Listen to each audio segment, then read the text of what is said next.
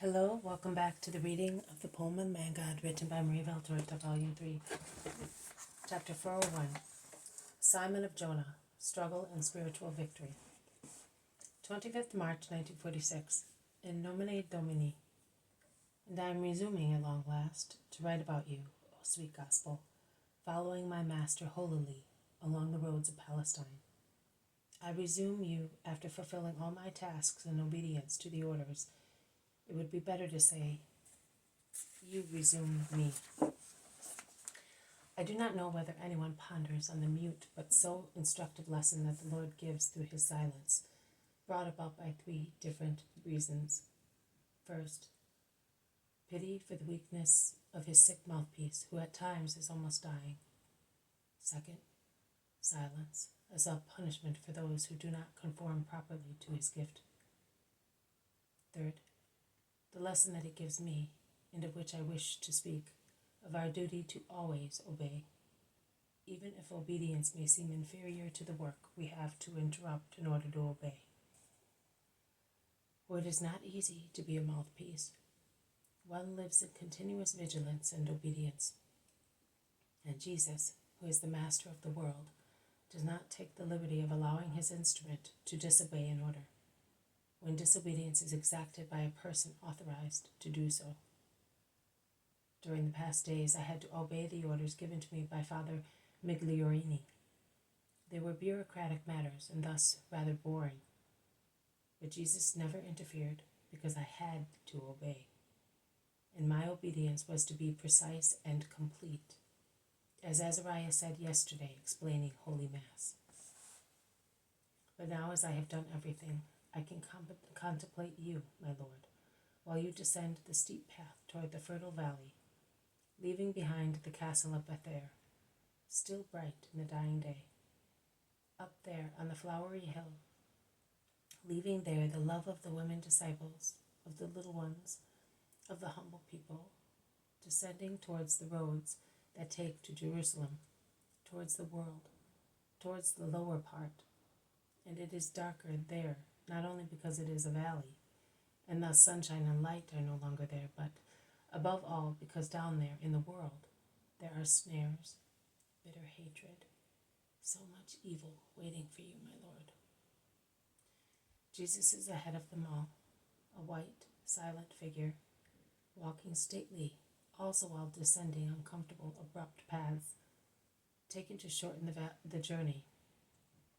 In the descent, his long tunic and wide mantle trail on the ground, and Jesus seems already enveloped in a royal mantle with a train behind his steps. Behind him, not so majestic, but equally silent, are the apostles. Judas, a little outdistanced, is last. He looks ugly in his rage. Now and again the more simple ones, Andrew, Thomas, turn round and look at him, and Andrew says to him, "Why are you remaining all alone, so far behind? Are you not feeling well?" His question brings about a sharp reply. "Mind your own business." That surprises Andrew, also because it is followed by a rude epithet. Peter is second in the line of the apostles, behind James of Alphaeus, who is immediately behind the Master. And Peter hears the rude reply in the deep silence of the evening, and he turns round abruptly and is about to go back towards Judas, but he stops. He is pensive for a moment, then runs towards Jesus. He takes him briskly by the arm and shakes him, saying eagerly, "Master, can you assure me that what you told me the other evening is really true? That sacrifices and prayers never lack success, even if they seem to serve no purpose." Jesus, meek, sad, pale, looks at his Simon, who is perspiring in the effort not to react at once to the insult, and is purple and trembling, and perhaps is hurting him as he is holding his arm so roughly. And he replies with a peaceful, sad smile, "They are never without reward. You may rest assured." Peter leaves him and goes away, not to his place, but to the slope of the mountain, among the trees, and he gives vent to his feelings by breaking shrubs and young plants with a violence that was directed elsewhere, but is discharged here on tree trunks. "What are you doing? Are you mad?" many ask him. Peter does not reply. He goes on breaking. He lets all the apostles, including Judas, overtake him while he breaks, and breaks. He is so fast that he seems to be on piecework. At his feet there is a bundle of sticks that would suffice to roast a veal. He loads it onto his shoulder with some difficulty, and he strives to reach his companions. I do not know how he can manage, hampered as he is by his mantle, the weight, his haversack, and the uncomfortable path. But he proceeds with a stoop as if he were under the yoke. And Judas laughs, seeing him, and says, "You look like a slave."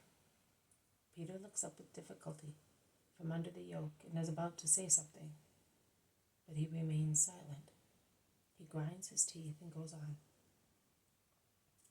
"I will help you, brother," says Andrew. "No."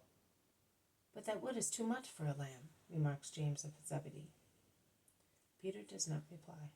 He proceeds. He must be exhausted, but he does not give up. At last, at a grotto, almost at the bottom of the descent, Jesus stops with all the apostles. "We are staying here, and we will leave at daybreak," orders the master. Prepare the supper."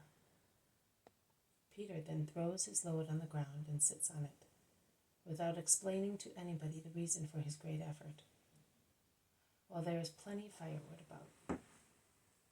But when the apostles move round, some to get drinking water, some to clean the floor of the grotto, some to wash the lamb before cooking it, and Peter is left alone with his master, Jesus.